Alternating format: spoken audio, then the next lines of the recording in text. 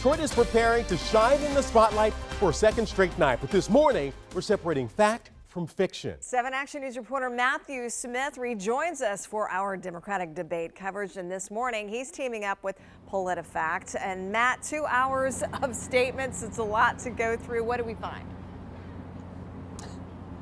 A whole lot of fact and fiction. You know, when you talk about 2 hours, one of the big focal points was healthcare, insurance, hospitals, and how people just generically are doing in America. That is at the heart of what the Democrats are debating about right now. So Jim Delaney went against the grain, against two of the bigger names that were on stage when they are fighting for Medicare for all. He thinks differently. So let's break down what he said first.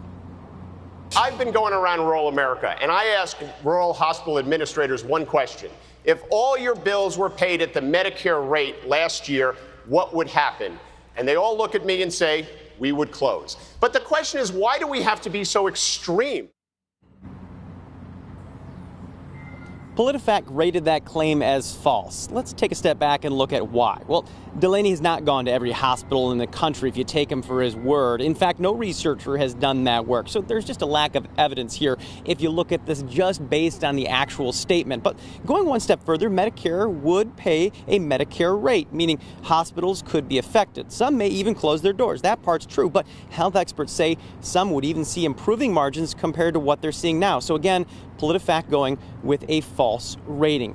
Next, let's check in on dark money. It's the money that goes into campaigns and fuels campaigns like the ones that we're seeing unfold right here in Detroit, but you don't know where it comes from.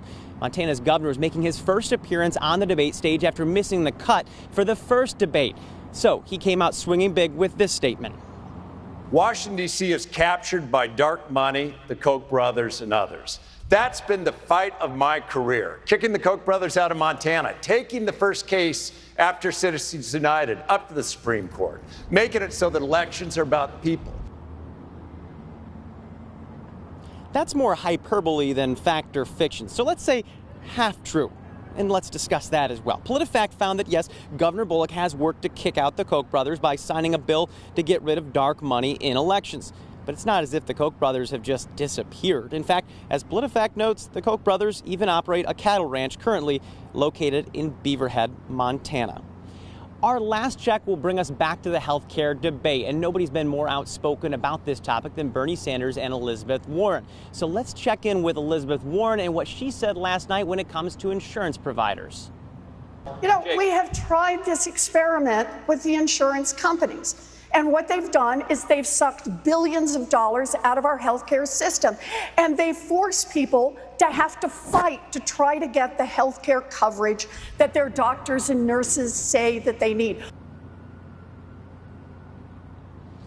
A PolitiFact grades that as true and accurate, and that's pretty big for Warren because she is fighting for Medicare for all. So really a big portion of her campaign is, well, leaning on that claim. And again, PolitiFact saying it's true, tracking the numbers down to the National Association of Insurance Commissioners. So while it is a big claim, it does in fact hold up. We are live outside the Fox Theater getting ready for night 2 of the Democratic debate. We'll continue to separate fact from fiction here on WXYZ. We'll send it back to you in the studio. All right, thank you for that fact checking for us this morning. Matthew.